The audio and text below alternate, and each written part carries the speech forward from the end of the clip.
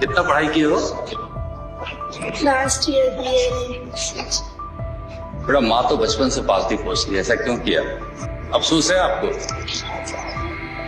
कितने दिन से कर रही थी प्लानिंग? 3 जुलाई 2026 को जयपुर के प्रताप नगर में शाम के करीब 5:45 बजे एक भयानक हादसा होता है। इस हादसे में 45 साल की एक महिला की मौत हो जाती है। वो बिल्कुल सड़क के किनारे चल रही थी जैसे कोई भी समझदार व्यक्ति चलता है, पर उसी वक्त पीछे से एक सफ़ेद स्कॉर्पियो तेज रफ्तार से सीधा उनके ऊपर चढ़ जाती है। टक्कर इतनी भयानक थी कि महिला करीब 100 फीट दूर जाकर गिरी और मौके पर ही उनकी मौत हो गई। लोगों को लगा तेज रफ्तार गाड़ी और ड्राइवर की लापरवाही से एक्सीडेंट हुआ। वही सब बातें कि दारू पीकर गाड़ी चला रहा होगा, ब्रेक नहीं लगे होंगे, ध्यान फोन में होगा, मतलब ऐसी ऐसी बातें चल निकली। मृतक का नाम था नीरज शर्मा, एक संपन्न महिला थी। On paper Neeraj Sharma lower court में एक लोअर डिवीजन क्लर्क थी। करोड़ों की जमीन और प्रॉपर्टीज उनके नाम पर थी। लाश को पोस्टमार्टम के लिए ले जाया गया। लोग दुखी थे। पिछले साल नीरज के पति विजय शर्मा की भी अज्ञात परिस्थितियों में मौत हो गई थी। उनकी मौत ने भी परिवार को पूरी तरह झंझोड़ कर रख दिया था, क्योंकि विजय ही परिवार के इकलौते कमाने वाले व्यक्ति थे। अपने पति के ऐसे अचानक मर जाने के कारण नीरज बहुत दुखी थी, अकेली पड़ गई थी। लेकिन एक बेटे और बेटी की देखभाल करने, उन्हें पढ़ाने लिखाने की बहुत बड़ी जिम्मेदारी अब उन पर आ गई थी। इस जिम्मेदारी के साथ नीरज को अपने ससुराल वालों की दुश्मनी भी सहनी पड़ रही थी, क्योंकि विजय शर्मा ने अपनी मौत से पहले अपनी सारी प्रॉपर्टी नीरज के नाम कर दी थी, ताकि उनके जाने के बाद नीरज और उनके बच्चों को किसी चीज़ की कोई कमी ना हो। पर नीरज के ससुराल वालों को ये बात बिल्कुल भी मंजूर नहीं थी। दरअसल विजय शर्मा जो थे वो राजस्थान हाई कोर्ट में कोर्ट मास्टर थे, पर उनकी असमय मौत हो गई थी, तो अनुकंपा नियुक्ति के तौर पर उनकी सरकारी नौकरी उनके परिवार के किसी एक सदस्य को मिलनी थी। यानी अगर किसी सरकारी कर्मचारी की असमय मौत हो जाए या उसे मेडिकल ग्राउंड्स पर जल्दी रिटायर करना पड़े, तो उसकी नौकरी उसके जीवन साथी या बच्चों को दे दी जाती है, ताकि परिवार आर्थिक रूप से सुरक्षित रहे। लेकिन सरकार की जिस स्कीम का मकसद एक परिवार को आर्थिक सुरक्षा देना था, वही स्कीम विजय की पत्नी नीरज और उनकी 24 साल की बेटी आयुषी के बीच एक बहुत बड़ा तनाव का कारण बन गई थी। जब अपॉइंटमेंट की बात चली तो आयुषी ने साफ साफ अपनी मां से कहा कि उसे नौकरी चाहिए। आयुषी को पता था कि ऐसी सरकारी नौकरी पाना कितना मुश्किल होता है, पर यहाँ उसे नौकरी बिना किसी मेहनत के, बिना कोई एग्ज़ाम दिए, बिना कोई रिटन दिए, कोई इंटरव्यू पास किए मिल सकती है। इसीलिए आयुषी चाहती थी कि ये नौकरी उसे मिल जाए।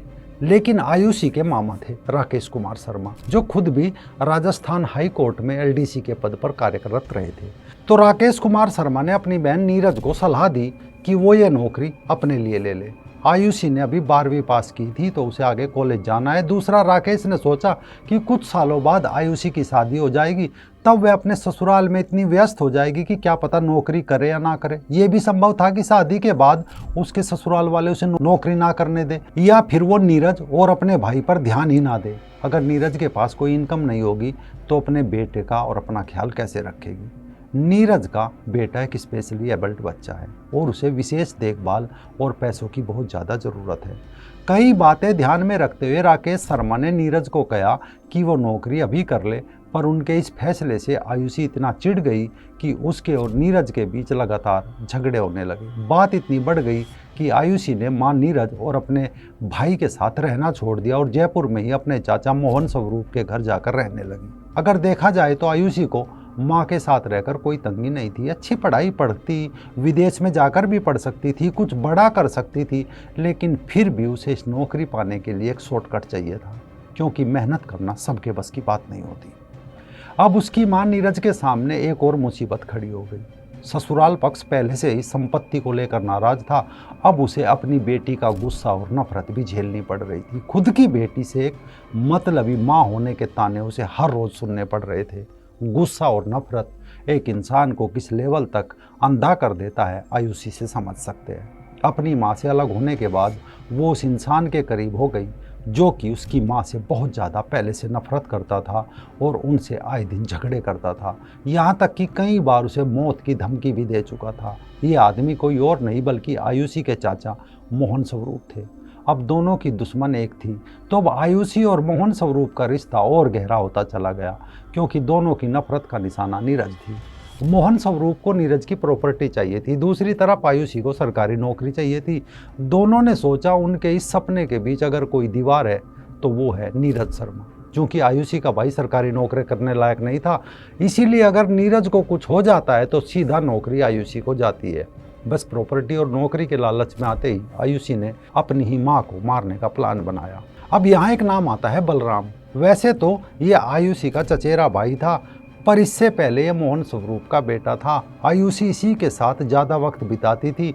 कुछ मीडिया चैनल के अनुसार माने तो आयुषी सब मर्यादा तोड़कर बलराम के साथ लिव इन में रहती थी। खैर, मोहन स्वरूप, आयुषी और बलराम ने प्लान बनाया। प्लान ये था कि अगर नीरज रास्ते से हट जाए तो आयुषी मोहन को इस काम के बदले 5 बीघा जमीन देगी, जिसकी वैल्यू करोड़ों में है। यही प्रॉपर्टी मोहन स्वरूप को चाहिए थी। इसीलिए ये ऑफर सुनकर वो और बलराम दोनों इस काम के लिए तैयार हो गए। लेकिन प्रॉब्लम थी कि ये काम उन्हें इस तरीके से करना था ताकि एक पूरे का पूरा एक्सीडेंट या दुर्घटना लगे। क्योंकि अगर नीरज की मौत में थोड़ा सा भी कोई शक पुलिस को मिल जाता है तो आयुषी को सरकारी नियमों के अनुसार ये नौकरी कभी नहीं मिलेगी।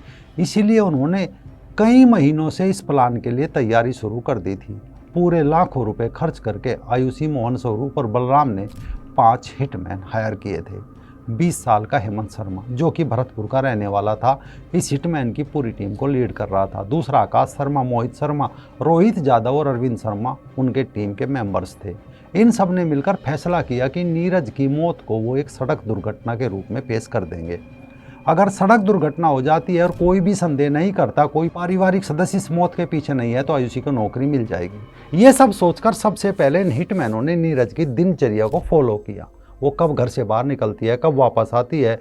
जब वो ये सब कुछ हो रहा था, नीरज को उस समय जरा सी भी भनक नहीं थी कि उनकी बेटी उनकी जान लेने के लिए इतना सब कुछ प्लान कर रही है।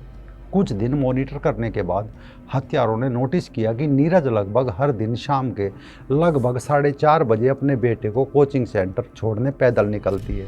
यही टाइम और मौका था उन लोगों के पास नीरज को रास्ते से हटाने का। इसके लिए आयुषी और उसके चाचा ने एक थार रेंट पर ली, जिसकी मदद से नीरज का एक्सीडेंट करने वाले थे। अगले ही दिन जब नीरज अपने बेटे को लेकर घर से बाहर निकली, तब ये पांचों अपनी अपनी पोजीशन पर बैठकर तैयार हो गए थे। नीरज के वापस आने का इंतजार कर रहे थे। लेकिन यहाँ एक चूक हो गई। उस दिन जब नीरज अपने घर वापस जा रही थी तो थार उनके बेहद करीब से होकर गुजरी। कुछ इंच का फासला, नीरज टक्कर खाने से बच गई। हिटमैन असफल रहे। नीरज के लिए ये बहुत डरावना अनुभव था। इस घटना के बाद वो काफ़ी घबरा गई। उसे एहसास होगा कि कोई ना कोई तो उनकी जान के पीछे पड़ा है। इसीलिए अपने घर के चारों तरफ CCTV कैमरे लगवा दिए। उन्होंने अपनी फेंसिंग और खिड़कियां भी मजबूत कर दी। खुद को कुछ दिनों के लिए घर के अंदर मानो बंद कर लिया। हत्यारे भी इस बात को समझ गए, इसीलिए वो कुछ हफ्तों तक शांत रहे। लेकिन 27 जून की दोपहर के करीब 1 बजे नीरज के घर पर लगे CCTV कैमरे में एक अजीब सीन कैप्चर हुआ। यानी घर के बाहर एक जलता हुआ नारियल अंदर आकर सीढ़ियों पर गिरा। एक के बाद एक और अजीब चीज़ें आकर गिरने लगी। इस घटना को नीरज के बेटे ने नोटिस किया और उसे अपने फ़ोन में इस अजीब घटना को रिकॉर्ड भी कर लिया। घर की सीढ़ियों पर जलते हुए कपड़े, सिंदूर जो कि नीरज के थे, वो सब कुछ किसी काले जादू की तरफ इशारा कर रहा था, जो कि नीरज पर किया जा रहा था। इससे पहले कि जिसने चीज़ें फेंकी थी वो पकड़ा जाता, वो वहाँ से फरार हो गए। जैसे लोग सिर्फ नीरज को मारने की कोशिश नहीं कर रहे थे, बल्कि उसे डरा भी रहे थे, ताकि किसी अजीब तरीके से नीरज के दिमाग में डर बैठ जाए कि कोई उन पर काला जादू कर रहा है और वह घर से बाहर निकल जाए। जैसे ही वो घर से बाहर निकले, इन लोगों को दोबारा एक मौका और मिल जाए। लेकिन दूसरी बार भी उनका प्लान फेल होगा, क्योंकि नीरज उस दिन अपने घर से बाहर नहीं निकली। 2 बार फेल होने के बाद उन्होंने अपना प्लान बदला। आखिरकार 3 जुलाई को जब शाम के वक्त नीरज अपने बेटे को कोचिंग सेंटर छोड़कर वापस आ रही थी, तब हत्यारों ने घर से थोड़ी दूरी पर एक लोकेशन चुनी थी अपने आखिरी अटैक को अंजाम देने के लिए। इस बार एक सफ़ेद स्कॉर्पियो रेंट पर ली थी। जब से नीरज अपने घर से निकली थी, तब से मोहित शर्मा का पीछा कर रहा था। उनके मूवमेंट की पल पल की खबर वो आकाश और अरविंद तक पहुंचा रहा था। एक मोटरसाइकिल पर रोहित भी पास में ही तैनात था। इन्होंने फैसला किया कि काम पूरा होते ही गाड़ी छोड़ देंगे और रोहित के साथ बाइक पर भाग जाएंगे। दुर्भाग्यवश नीरज इस बार इन लोगों के प्लान का शिकार बन गई। इस बार जब गाड़ी उनके पास आई तो वास्तव में उनसे टकराई और उनका शरीर बहुत ऊपर उछला, करीब 100 फीट, और मौके पर ही उनकी मौत हो गई। काम पूरा होते ही ये लोग वहाँ से फरार हो गए। नीरज अचेत थी, आसपास काफ़ी भीड़ जमा हो गई थी। किसी ने एम्बुलेंस और पुलिस को बुलाया। पुलिस जब नीरज को लेकर हॉस्पिटल पहुंची, वहाँ नीरज को मृत घोषित कर दिया गया। इसके बाद हत्यारों ने खबर आयुषी और उसके चाचा तक पहुंचा दी कि काम हो गया। आयुषी तुरंत घटनास्थल पर पहुंची।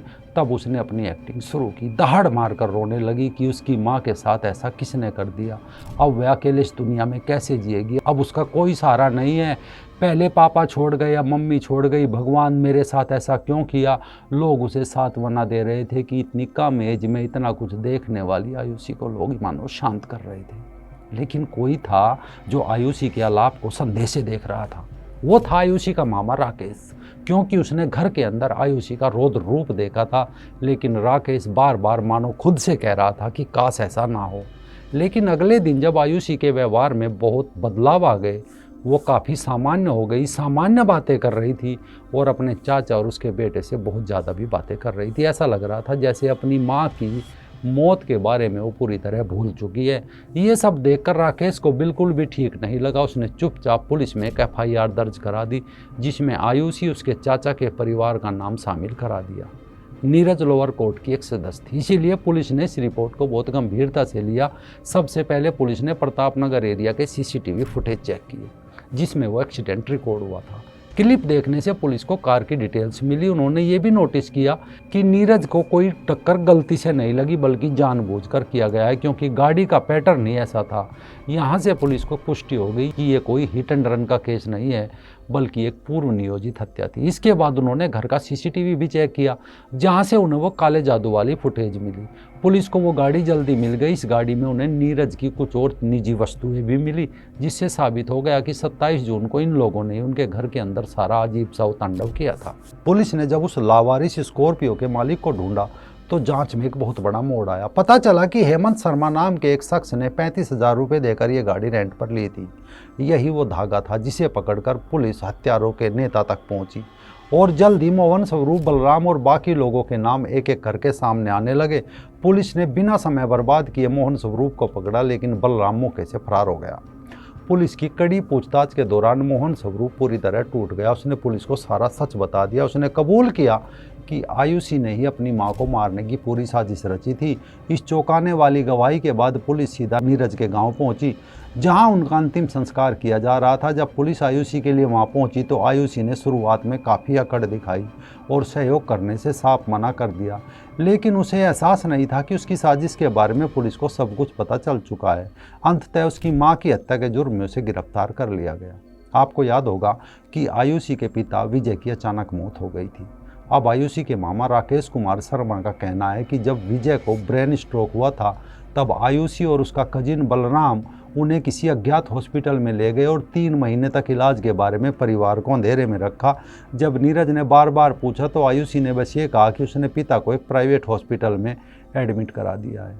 बाद में जब परिवार उन्हें घर लाया तो डॉक्टरों ने बताया कि उस समय उसके कई अंग फैल हो चुके थे।